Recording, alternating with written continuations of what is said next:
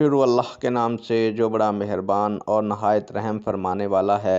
السلام علیکم معزز ناظرین و سامعین۔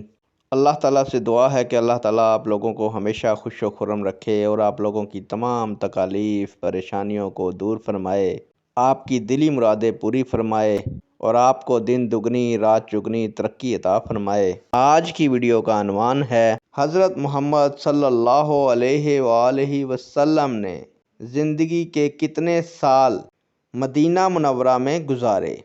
امید کروں گا کہ یہ معلومات آپ کے علم میں اضافہ فرمائے گی اور آپ اس ویڈیو کو شیئر کریں گے، چینل کو سبسکرائب کریں گے تاکہ دوسرے لوگ بھی اس معلومات سے مستفید ہو سکیں۔ بڑھتے ہیں ویڈیو کی جانب۔ خاتم النبیین حضرت محمد صلی اللہ علیہ وآلہ وسلم نے اپنی زندگی کے 10 سال 10 ایئرز مدینہ منورہ میں گزارے۔